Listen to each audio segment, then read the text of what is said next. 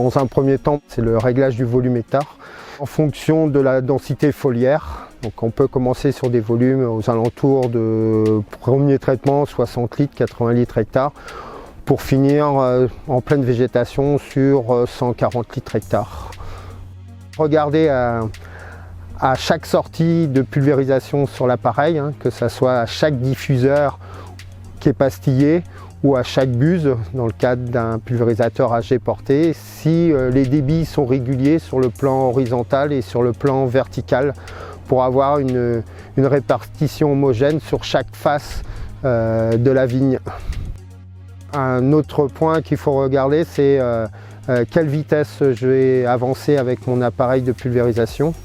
Donc en début de saison, on peut aller un peu plus vite parce qu'on a moins de cibles, donc aux alentours de 6-7 km/h. Et en fin de saison, aux alentours de 5-6 km/h, en sachant que, contrairement à ce qu'on peut croire, ce n'est pas une question de volume appliqué pour avoir une bonne quantité de dépôt, mais c'est plutôt la vitesse qu'on va la choisir. Plus la vitesse sera faible, plus on aura un temps pour bien répartir la pulvérisation. Plus on sera rapide, moins on aura le temps d'appliquer le produit sur le feuillage et donc on aura une moins bonne application. L'orientation des diffuseurs d'air. Donc ce qu'il faut regarder, c'est bien l'air qui canalise la trajectoire des gouttelettes.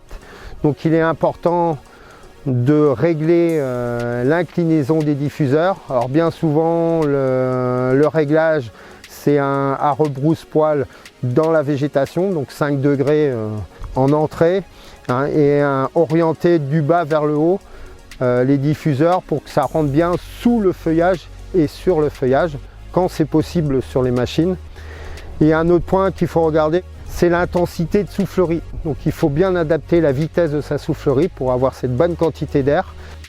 Donc ça peut être un réglage dû à la prise de force qui ne tourne pas à son bon régime, ou un réglage dû au choix de la vitesse de la soufflerie, entre vitesse 1 et vitesse 2. Donc c'est-à-dire en début de végétation, on utilisera plutôt une vitesse 1 et en fin de végétation plutôt la vitesse 2 si vous êtes équipé d'une boîte de 2 vitesses. Et aussi, on a souvent des problèmes techniques, c'est-à-dire que quand on a des entraînements hydrauliques, les souffleries ne donnent pas leur débit maximum en air. Et donc là, on aura une pulvérisation altérée. Un point où tous les pulvérisateurs ne sont pas équipés, c'est les pulvérisateurs équipés de buses. Cette fois-ci, ce n'est pas l'air qui fabriquera le diamètre des gouttelettes, mais ce sont les buses qui font fabriquer le diamètre des gouttelettes. Et il sera en fonction de la pression du circuit de pulvérisation. Donc pour travailler avec des buses d'injection d'air, il ne faut pas descendre en dessous de 5 bars d'utilisation pour avoir des gouttes entre 200 et 300 microns pour qu'elles puissent être emportées par le flux d'air. Si on travaille à des pressions trop faibles, on va fabriquer des grosses gouttelettes qui ne seront pas transportées.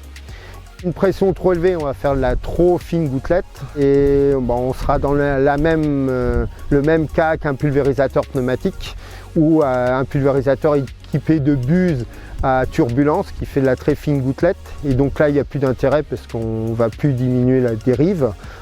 Le côté où il faut faire attention avec ces buses à injection d'air, c'est bien l'utiliser entre un spectre entre 5 et 8 bars de pression.